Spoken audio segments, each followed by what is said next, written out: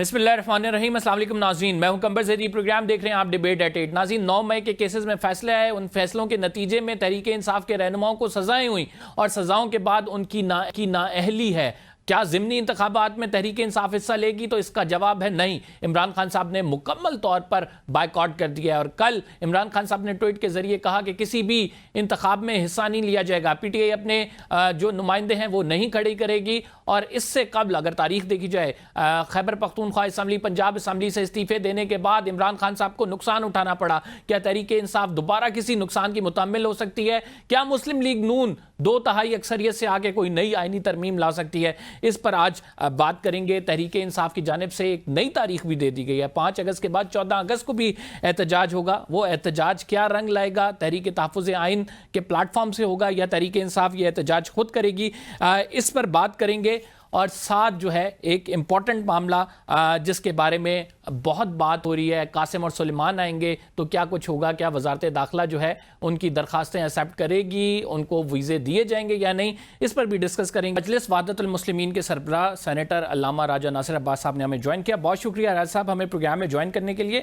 علامہ صاحب، 32 نکاتی ایجنڈا دیا گیا ہے۔ اس 32 نکاتی ایجنڈے میں تحریک تحفظ آئین کہتی ہے کہ ہم نے جمہوریت کو بحال کرنا ہے، ملک سے جو ہے دہشت گردی کے خاتمے پر بھی بات ہوئی ہے، پھر انسانی حقوق پہ بھی بات ہوئی ہے، پھر پی ٹی آئی کے جو ایجنڈے ہیں ان کے حوالے سے بھی وہ آپ نے انکارپوریٹ کیے ہیں۔ لیکن پی ٹی آئی احتجاج کا کہہ رہی ہے کہ ہم نے 5 اگست کو احتجاج کرنا ہے، تحریک تحفظ آئین گرینڈ ڈائلاگ کا کہہ رہی ہے۔ تو اس میں آپ کیا سمجھتے ہیں کہ امپلیمنٹیشن فیز اس کا کیسے ہے؟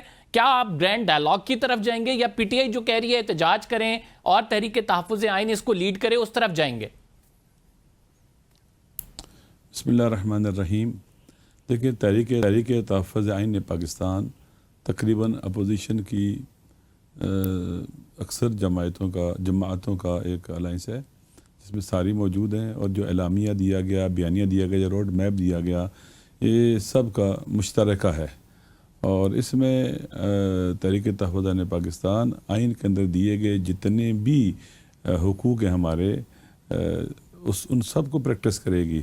اس میں احتجاج بھی ہے، دھرنے بھی ہیں، اس کے اندر بات چیت بھی ہے، اس کے اندر پریس کانفرنس بھی ہیں، سیمینارز بھی ہیں، عوامی رابطے بھی ہیں۔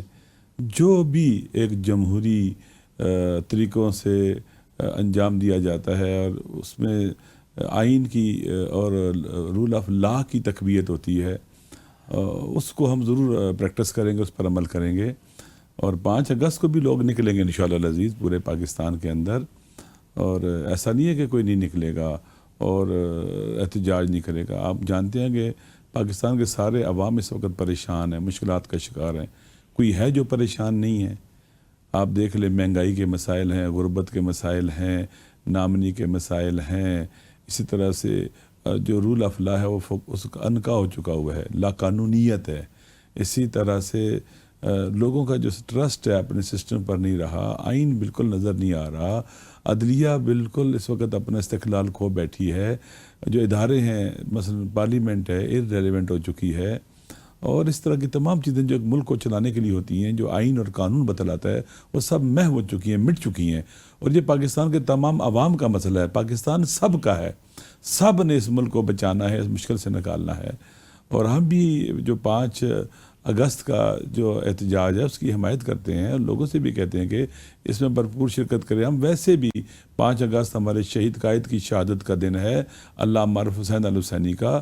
ہم تو کئی سالوں سے اس دن سراپا احتجاج ہوتے ہیں کہ ایک بہت بڑا ظلم ہوا تھا جس میں ہمارے قائد کو شہید کیا گیا تھا، اور ان کے قاتلوں کو کیفر کردار تک نہیں پہنچایا گیا بلکہ باعزت طور پر بری کیا گیا۔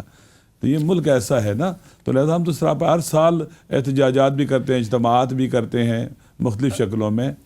تو انشاءاللہ العزیز یہ ابتدا ہے، آغاز ہے۔ تحریک تحفظ آئین کی بات کریں، 2024 میں آپ لوگوں نے جو ہے آغاز کیا، اس کے بعد پھر کانفرنسز مختلف ہوتی رہیں، اس کے بعد پھر ہم نے دیکھا کراچی، حیدرآباد میں جلسہ بھی کیا، وہاں پہ بھی جا کے آپ لوگوں نے پریس کانفرنس کی، پھر ابھی بھی آپ لوگ کانفرنس کر رہے ہیں۔ تو زیادہ تو تحریک تحفظ آئین کانفرنس کی سطح پر ہمیں نظر آ رہی ہے، پریکٹیکل امپلیمنٹیشن جو ہے اس کی وہ باقاعدہ طور پر شروع تو نہیں ہوئی ہے۔ انشاءاللہ جیسے ابھی اس طرح اناؤنس بھی ہوا ہے، اپنے تمام کے تمام الائز کو جو تحریک تحفظ عام پاکستان کا حصہ ہیں ان کو ساتھ لے کر آپ دیکھیں گے یہ سیاسی جدوجہد میراتھن ریس ہوتی ہے جو کہ 100 میٹر کی ریس نہیں ہے، اور انشاءاللہ العزیز ہم اپنے وطن کو اس لاقانونیت سے نجات دلائیں گے اور خاموشی سے نہیں بیٹھیں گے. ہم آپ کو انشاءاللہ میدان میں نظر آئیں گے، اب بھی میدان میں ہیں. اور یہ خود اجتماع جو سیاسی جماعتوں کا ہوا، اس کے اندر زندگی کے مختلف طبقات کے لوگ بھی تھے، وکلاء کی نمائندگی بھی تھی، جرنلسٹ کی، صحافیوں کی بھی نمائندگی تھی، اور اسی طرح سے ہیومن رائٹس کے جو ادارے ہیں ان کی بھی نمائندگی تھی. ہر کوئی چیخ رہا تھا، چلا رہا تھا. پھر مختلف جو قومیتیں ہیں ان کی بھی نمائندگی تھی. سارے اپنی پریشانی کا اظہار کر رہے تھے. اور پاکستان پورے کی یہی صورتحال ہے. لوگ پوچھتے ہیں ہمارے وطن کا کیا بنے گا، ہمارے ملک کا کیا بنے گا. تو میرے خیال میں یہ 30 نکاتی ایجنڈا ہے، یہ پاکستان کے تمام عوام کی آواز ہے، یہ ان کی ترجمانی ہے، اور یہ وہ سمجھتے ہیں کہ ہم بول رہے ہیں، ہم نے بات کی ہے، کیونکہ سب کو ایڈجسٹ کیا گیا ہے. اس میں آپ جانتے ہیں کہ صوبوں کے اندر جو معدنیات کا مسئلہ ہے وہ ایڈجسٹ ہے، کاشتکار ہیں ان کا مسئلہ ایڈجسٹ ہے. اسی طرح سے ہمارے انٹیریئر سندھ کے جو ہمارے بھائی ہیں جن کے پانی کے مسائل ہیں ان کو اس میں ایڈجسٹ کیا گیا ہے. ہر لحاظ سے جو پریشانی اور مسائل ہیں سارے کے سارے جو ہمارے پاکستان کے عوام، غرباء، مختلف قومیتیں ہیں، اقلیتیں ہیں، جن کی مشکلات ہیں، سب کو ایڈجسٹ کیا گیا ہے، لکھا گیا ہے. اور اسی طرح فنڈامنٹل رائٹس جو ہیں ان کے حوالے سے دفاع کیا گیا ہے، جن کے فنڈامنٹل رائٹس کو بلڈوز کیا جا رہا ہے. جیسے ہماری زیارت کا مسئلہ ہے کہ ہم نے جانا ہے زیارات کے لیے، یہ ہماری عبادت ہے.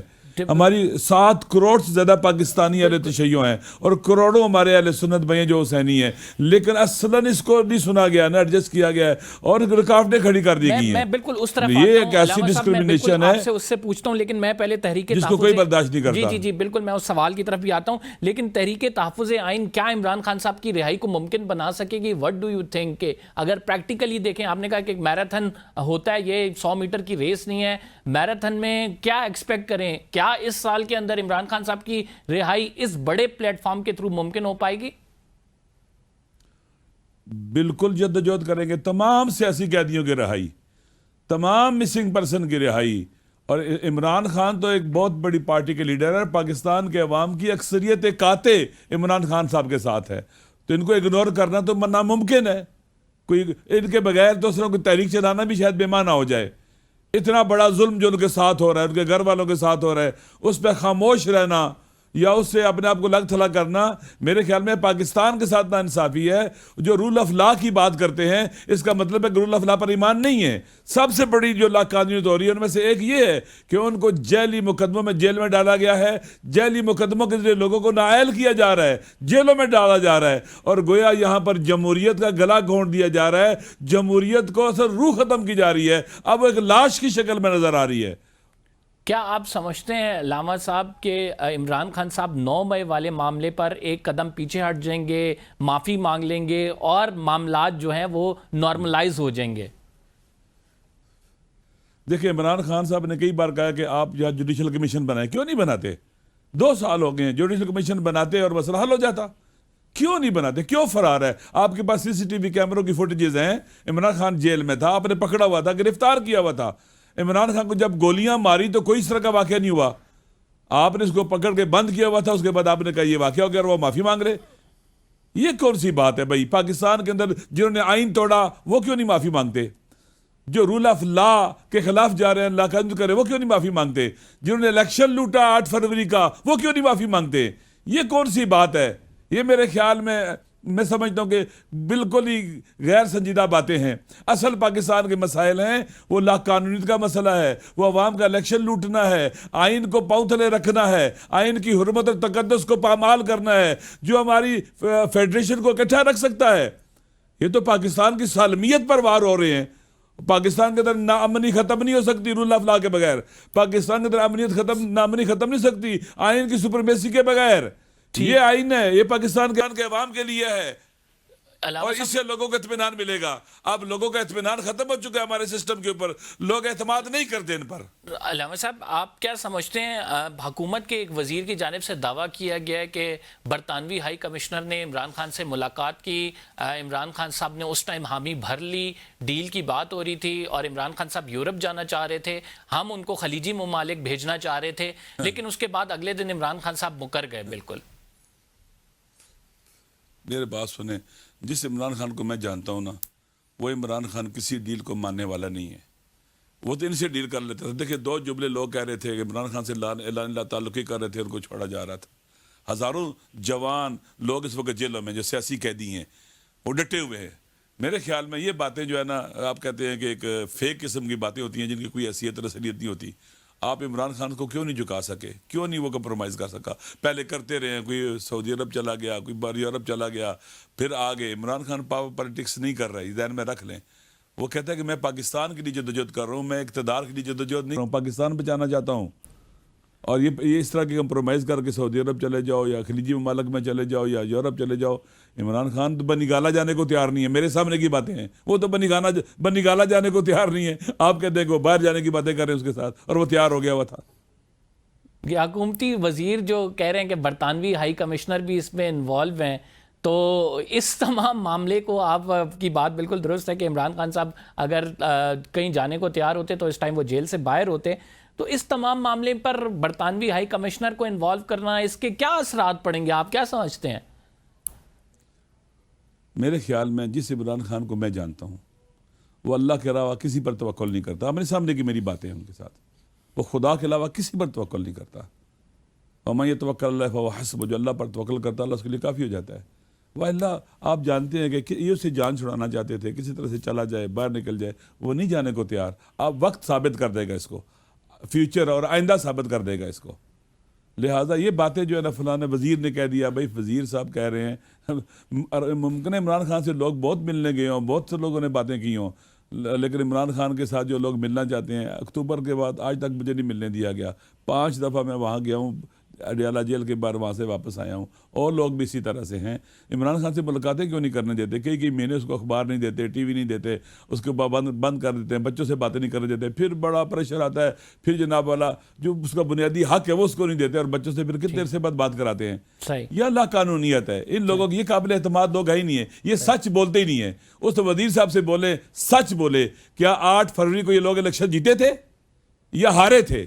یہ سینے پر ہاتھ رکھیں, مسلمان ہے, قرآن پات رکھے کہ یہ الیکشن جیتے تھے یا لوٹا الیکشن کو. اور جو الیکشن ہارا ہوا ہو اور لوگوں کے ووٹ بلڈوز کر کے اور ڈاکہ ڈال کے وزارت کی کرسی پر بیٹھے, یہ بھی انلیگل ہے, انلیجٹیمیٹ ہے, غیر آئینی, غیر قانونی, اور پاکستان کے آئین کی روشنی میں غیر شرعی بھی ہے. ٹھیک علامہ صاحب, خدا کو کیا جواب دیں گے یہ؟ ٹھیک علامہ صاحب, آخر میں پوچھنا چاہوں گا کہ زائرین کا جو مسئلہ ہے, زائرین جانا چاہتے ہیں عراق اور وایا ایران جانا چاہتے ہیں, لیکن بسز کو جو ہے وہ روکا جا رہا ہے. اس کی وجہ بلوچستان کا بتایا جا رہا ہے کہ بلوچستان میں بد امنی ہے. اس ٹائم زیادہ محفوظ یہ ہے کہ ہوائی جہاز کا سفر کیا جائے, وایا بس نہ جایا جائے. اس پر آپ نے احتجاج کا اعلان کیا ہوا, کیا ہوگا لائے عمل؟ کوئی حکومت نے آپ سے رابطہ کیا؟ دیکھیں, یہ پہلی بات یہ کہ زیارت اربعین اہل تشیع کے ہاں ایک عبادت ہے جس کی ہمارے ائمہ علیہ السلام نے, اہل بیت رسول خدا صلی اللہ علیہ وسلم نے بہت تاکید کی ہے. امام جعفر صادق علیہ السلام سے پوچھا گیا کہ راستے ناامن ہیں, مشکلات ہیں, حکومتوں کا جبر و تشدد ہے, خطرہ ہوتا ہے ہمیں, کیا اس کے باوجود ہم زیارت کے لیے جائیں؟ کہا بالکل جاؤ. لوگ جاتے تھے, ہاتھ پاؤں کٹ جاتے تھے, جاتے تھے, اپنے بچے قربان کروا کے جاتے تھے. وہ امام حسین علیہ السلام سے جدا نہیں ہوتے تھے. پاکستان ہم سب نے بنایا ہے, ہمارے فنڈامنٹل رائٹس ہیں, ہم اپنی عبادات کو انجام دیں کہ حکومت فیسیلیٹیٹ کرے گی. لہذا پورا سال, ایک دن تو نہیں ہوتا نا اربعین اچانک سے, پورا سال اس کے وقت ہوتا ہے. حکومت نے کیا کام کیا ایک سال پورے کے اندر؟ کون سے اقدامات کیے کہ لوگ فیسیلیٹیٹ کریں؟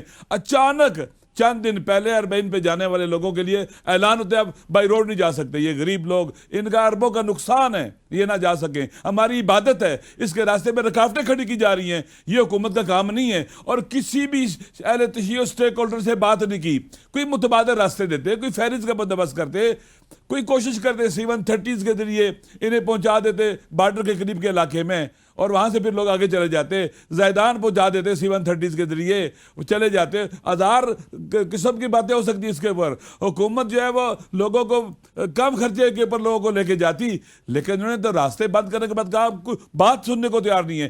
بات ہوئی وزیر داخلہ صاحب, جو میرے خیال میں وزیر مملکت امور داخلہ جناب لال چودھری صاحب سے, انہوں نے کہا جی ٹھیک ہے مجھے ایک دن کا مہلت دیں, میں بات کر کے بتاتا ہوں. اس کے بعد کوئی رابطہ ہی نہیں ہے. دیکھیں یہ غیر سنجیدگی ہے. یہ کروڑوں اہل بیت الرسول سے, امام حسین سے عشق کرنے والے لوگ ہیں, ان کے حق پر ڈاکہ ہے. غلط بات ہے, یہ نہیں ہونی چاہیے تھی, ان کو نہیں کرنی چاہیے تھی.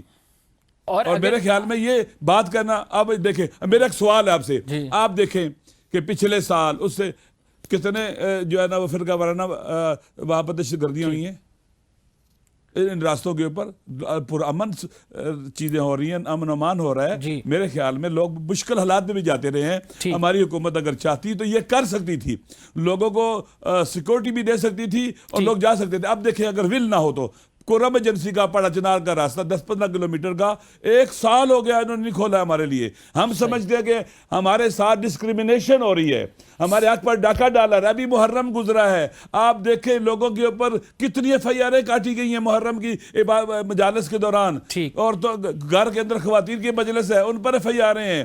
آپ نے آدھا گھنٹہ لیٹ کر دیا, FIR ہے. لوگوں کو شیڈول 4 میں ڈالا گیا. اتنا ظلم ہو رہا ہے ہمارے ساتھ. اس ملک میں ہمارے حقوق پر ڈاکہ ڈالا جا رہا ہے, ڈسکریمنیشن ہے, اور ہم اس کو ریجیکٹ کرتے ہیں. اور اپنے حق کو, اپنے فنڈامنٹل رائٹس کو جو آئین دیتا ہے ان کو ہم پریکٹس کریں گے, اور انشاءاللہ العزیز ہم نکلیں گے کراچی سے رمضان کی طرف خدا کے فضل و کرم سے. بہت شکریہ. ناصر صاحب ہمارے ساتھ موجود تھے, اپنی رائے کا اظہار کر رہے تھے. ناظرین پروگرام میں ہم نے چھوٹا سا بریک لینا ہے. We will be right back after this short break. Break کے بعد جو ہے ہمیں امجد خان نیازی اور زاہد خان صاحب جوائن کریں گے اور ڈسکشن ہوگی پولیٹیکل. آپ کہیں مت جائیے گا.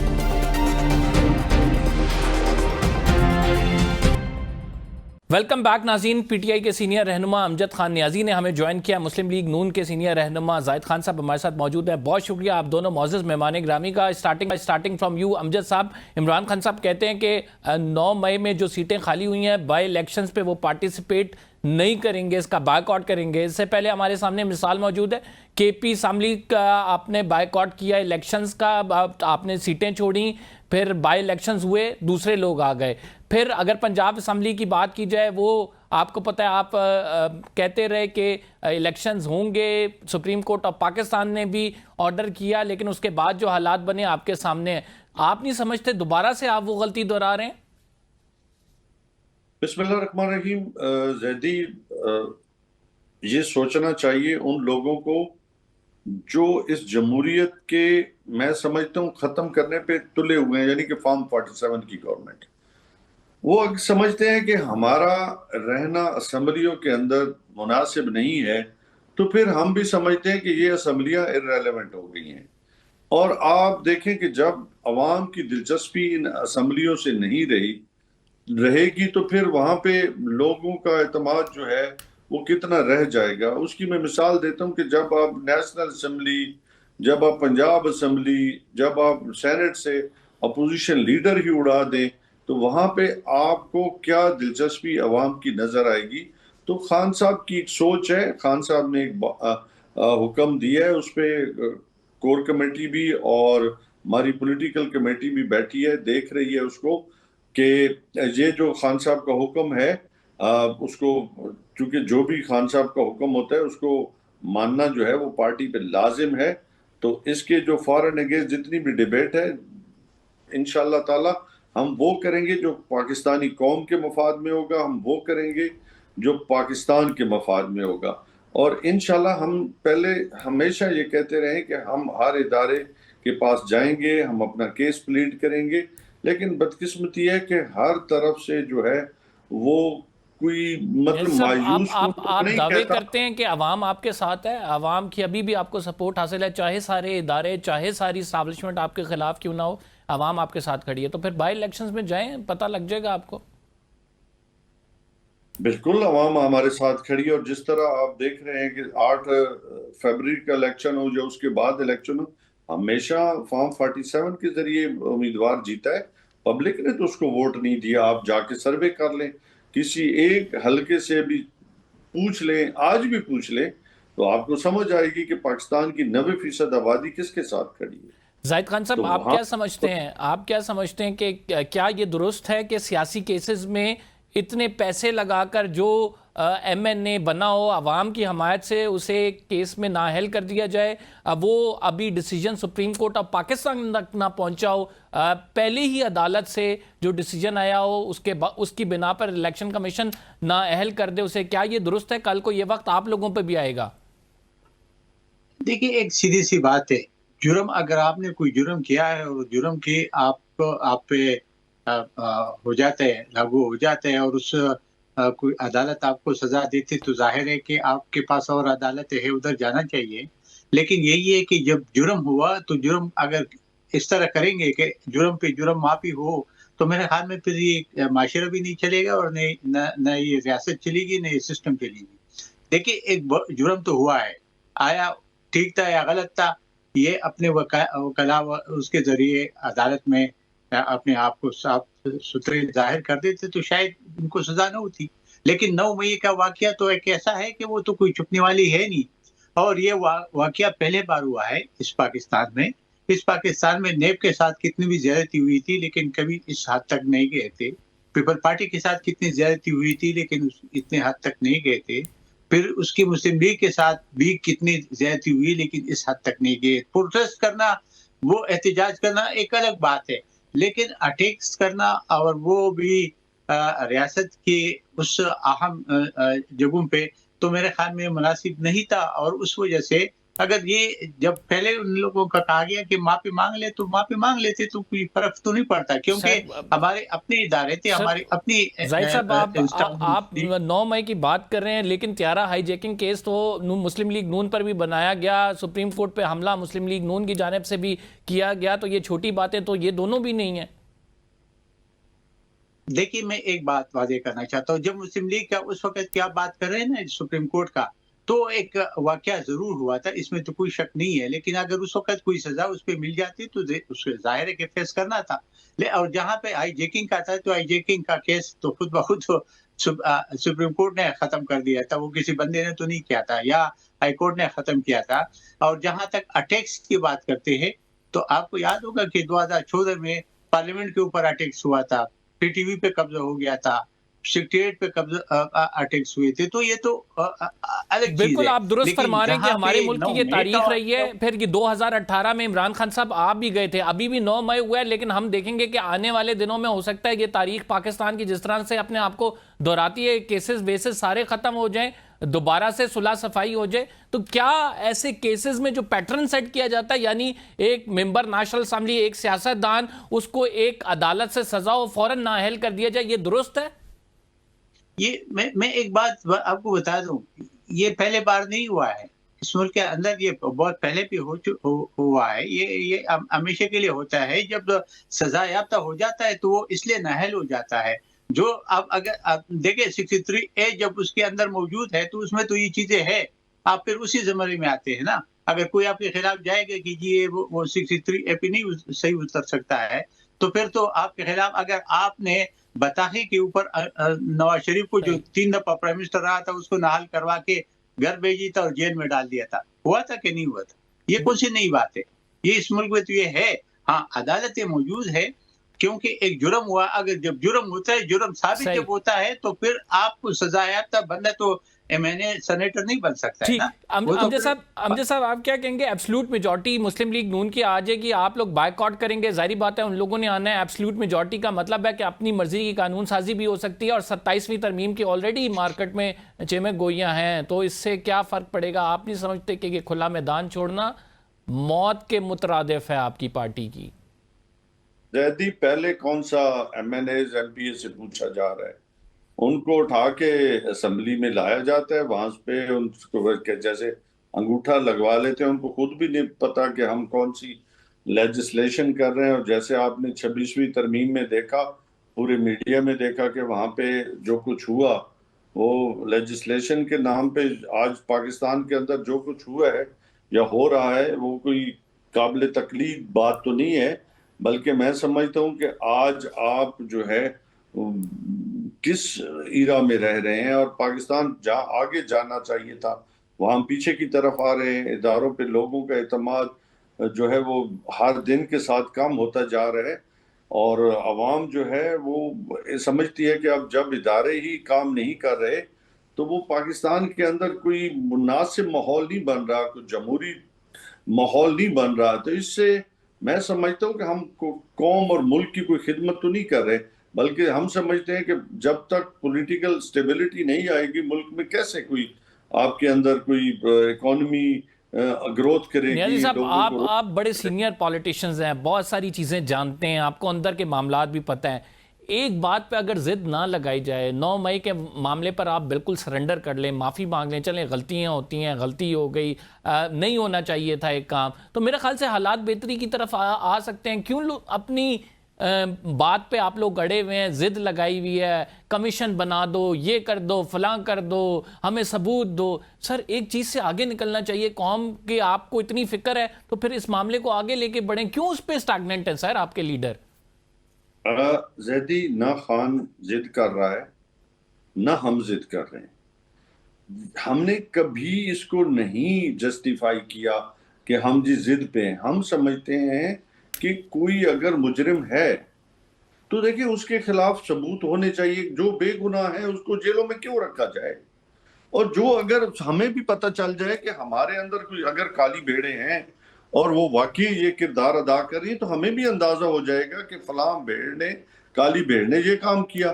ہم قطعاً ضد پہ نہیں, لیکن افسوس بات ہے کہ دیکھیں ہم نے جب ملک کو آگے کی طرف لے کے جانا ہوتا ہے تو کوئی ایسا فورم, پلیٹ فارم تو ہونا چاہیے کہ ایک ہم بات کر رہے ہیں, ایک ہمارے ادارے بات کریں تو وہاں پہ ہمیں پتہ چل جائے گا کہ ہم غلط کتنے ہیں, ٹھیک کتنے ہیں, اور جو لوگ انوسینٹ ہیں انہیں دیکھیں. پولیٹیکل بندہ ایک یاد رکھو زیدی, پولیٹیکل پارٹی کو چلانے والے پولیٹیکل لوگ ہوتے ہیں. اللہ معاف کرے کہ وہ دہشت گرد نہیں ہے, وہ کوئی وائل ایسے لوگ نہیں ہوتے جن کے وہ تو نظریے کی بنیاد پہ آگے چلتے ہیں. وہ ہاتھ میں تھوڑی بندوق لے کے چلتے ہیں جو وہ وائلنس کرنا چاہتے ہیں, جو کوئی پیٹرول بم لے کے چلنا چاہتے ہیں. وہ ہمیشہ نظریے کی سوچ لے کے آگے چلتے ہیں نا, کہ جس سے پاکستان آگے کی طرف بڑھے.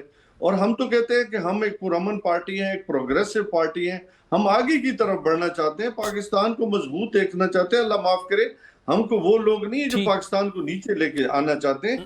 ہم نے نیازی صاحب آپ سے آ کے ہم چھوٹا سا بریک لے رہے ہیں. We will be right back after this short break. اس کے زاہد صاحب سے اور آ کے آپ سے ڈیل کے حوالے سے بات ہوگی. حذیفہ رحمان صاحب نے ایک انکشاف کیا ہے کہ عمران خان صاحب کو جو ہے آفر کرائی گئی, وہ آفر کیا تھی, عمران خان صاحب نے کیا جواب دیا, برطانوی ہائی کمشنر نے کیا کہا, یہ بتاتے ہیں آپ کو ایک چھوٹے سے بریک کے بعد.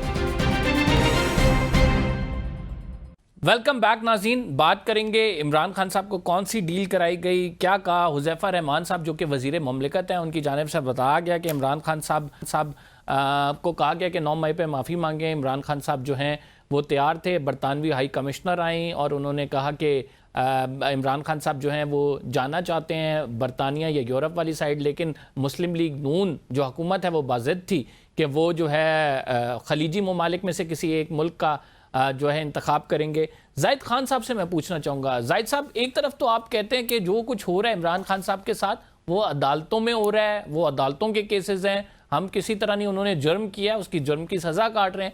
دوسری طرف آپ کے اپنے رہنما جب یہ ڈیلوں کی باتیں کرتے ہیں, پھر ملک کا عام بندہ اس آئین اور قانون کو کیا سمجھے کہ یہ جو آئین اور قانون ہے یہ جب آپ کا دل چاہے گا, جس طرح چاہے گا, جس بندے کے لیے چاہے گا آپ ڈیل دے دیں گے, چھوڑ دیں گے کیونکہ وہ سیاسی رہنما ہے. پھر آپ کا بیانیہ تو خود آپ لوگوں کی ہی مخالفت کرتا نظر آ رہا ہے. بالکل آپ صحیح بات کہہ رہے ہیں. میں پہلے یہ بائیکاٹ پہ بات کرتا ہوں, پھر یہ آپ کے سوال کا جواب ضرور دوں گا. دیکھیے ایک بات میں آپ کو ایک واقعہ بتاتا ہوں. 85 میں جب ضیاء الحق تھا تو اس نے نان پارٹی بیسس پہ الیکشن کروانے کا اعلان کر دیا. اس وقت ایم آر ڈی تھی, جو سارے پولیٹیکل پارٹیز تھے وہ ایم آر ڈی کے اندر تھے, انہوں نے بائیکاٹ کیا. اس بائیکاٹ کے نتیجے میں کیا ہوا کہ اس سیاست میں ایسے عناصر آ گئے یا ایسے خلا پیدا ہو گیا کہ سیاستدان پیچھے رہ گئے اور آگے کچھ ایسے لوگ آگے کہ جس کا آج ہم خمیازہ بھگت رہے ہیں. تو ہمیشہ کے لیے یہی ہوتا ہے. پھر 2008 میں بھی عمران خان صاحب نے بائیکاٹ کیا تھا. باقی یہ ایک اتحاد میں تھے اور میں بیٹھا ہوا تھا, ہم سارے اس اتحاد کا حصہ تھے. ARD बनी हुई थी और ARD में हम फैसला कर रहे थे कि हम इलेक्शन में हिस्सा ले मुशर्रफ की होती हुई कि न ले। तो हम सब लोग ने तकरीबन हम और पीपल पार्टी तो विजिट थे कि हमने हिस्सा लेना है, क्योंकि हमें तो वो एक्सपीरियंस मालूम था जो पहले हुआ था कि भी उससे खराबी होती। दो चीजें होती, एक तो पार्टी पीछे चली जाती है, आवाम से कट जाती है। दूसरा ये होता है कि जी जो लोग आता है वो अभी तो खैर नॉन पार्टी बेसिस पे नहीं, मैं उस वक्त की बात कर रहा हूँ। तो हमने फिर 2008 में भी यही सब पार्टियों को कहा था कि हमें इलेक्शन में हिस्सा लेना चाहिए। इसके बावजूद भी कि जमात इस्लामी ने और इमरान खान ने इन्हें और मोहम्मद खान चकजई ने बॉयकॉट किया था, और उस वक्त भी हम ये कहते अल्लाह काजी हुसैन अहमद बख्शी वो मेरे साथ बैठा हुआ था, और जो हमारे जनरल साहब थे उस वक्त वो भी मेरे साथ बैठा हुआ था। उन्होंने कहा था कि जी हाँ ये बाइकाट करेंगे। तो मैंने हमीद गुल साहब की मैं बात कर रहा हूँ, तो मैंने उनसे कहा कि नहीं हम ये नहीं करेंगे क्योंकि पॉलिटिकल पार्टी से। वही हुआ, जब लंच पे गए तो लंच से वापस आए तो तीनों पार्टियों ने बाइकाट किया। बाहर हमने इलेक्शन में हिस्सा लिया। हम समझते कि इलेक्शन प्रोसेस इस मुल्क के अंदर होना चाहिए। जो खदशात जो खराबियां हैं ये तब दूर हो सकते हैं जब सियासतदान मिल बैठकर इस पे सोचकर कोई रास्ता ढूंढे और रास्ता निकाले। ये इदारों के साथ बैठने से मसाइल हल नहीं होंगे। जहाँ तक आपने बात की है कि जी वो जो हमारा एक साहब की बात की, मुझे उसका कोई इल्म नहीं है क्योंकि इस वक्त मैं मुल्क से बाहर हूँ। अगर ये हुकूमत के बस में है और हुकूमत कैसे माफ कर सकती है, तो ये बिल्कुल आप सही कह रहे। फिर तो हर एक बंदा जो जुर्म करेगा वो कहेगा जी मुझे माफ कर दो, मैं पॉपुलर हूँ या नहीं हूँ, और हर एक सियासतदान भी यही कल करेगा और फिर यही बात होगी।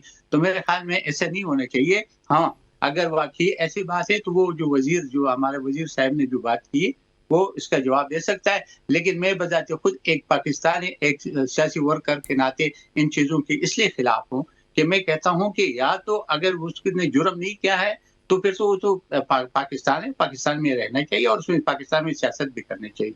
और अगर जुर्म किया है और उसको सजा जुर्म से कोई मिली है तो वो तो जुर्म का अदालत हल करवा सकते हैं। उसमें हुकूमत कोई मुदाखलत न करना चाहिए न कर सकता है। ठीक, तहरीके तहफ़्फ़ुज़ आइन की बात करते हैं नाज़रीन। तहरीके तहफ़्फ़ुज़ आइन ने जो है वो ग्रैंड डायलॉग का कहा है।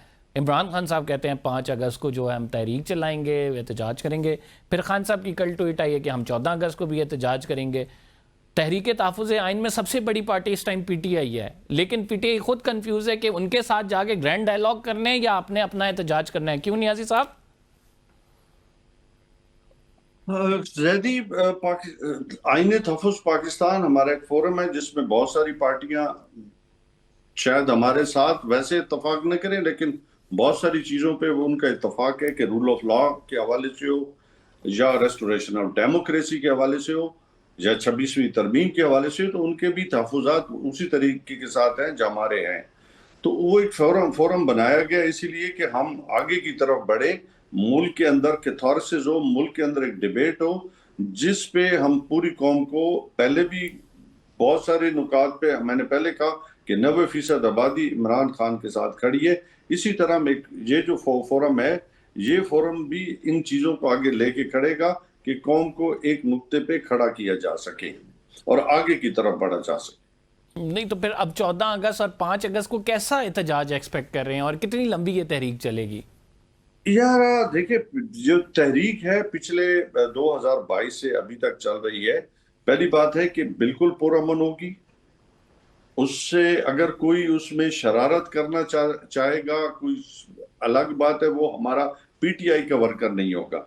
हमारी पार्टी पुरअमन पार्टी है, पॉलिटिकल माइंड के साथ आगे बढ़ेगी और पीस ऑफ माइंड के आगे बढ़े। ये मेरी बात रिकॉर्ड पे रख लें ताकि ये सनद रहे।